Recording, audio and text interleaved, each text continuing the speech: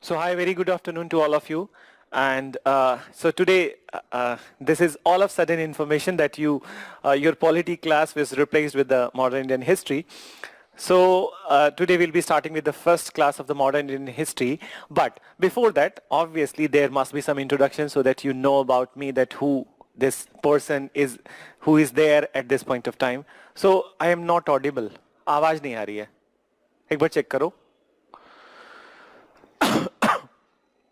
आवाज आ रही है अभी चेक करना चलो ठीक है आ रही है so now audible so first of all my name is Neeraj Rao and I am one of the oldest faculty of this institute and from the very beginning when we started Vijay and I started the classroom program so I'm the one who is responsible for the history section and in the history section what all things I will be taking in your class so obviously that modern Indian history today is the first class then ancient and medieval again that would be taken by me then art and culture that is also the one subject which I will be taking and then after that post independence is the one section where that some other people can also take there is a possibility that I can also take and world history the only one part of the history which I will not be taking and that will be taken by somebody else then so basically that good chunk of classes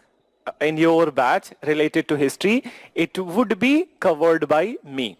So very first class, today is the very first class and it was all of sudden information that I need to take this class. So I need to tell you about the today's class, that today's class, it's going to be mostly introductory. Then introductory and going by this term introductory, I will be telling you that entire modern Indian history in a nutshell, that a brief story I'll be telling you today.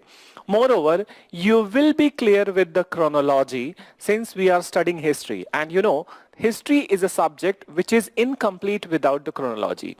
Once you are a little bit aware, I'm not saying that you have mastered the chronology. It will come that you will be able to master the chronology only after some point of time. Then when you are regularly revising and looking at the things.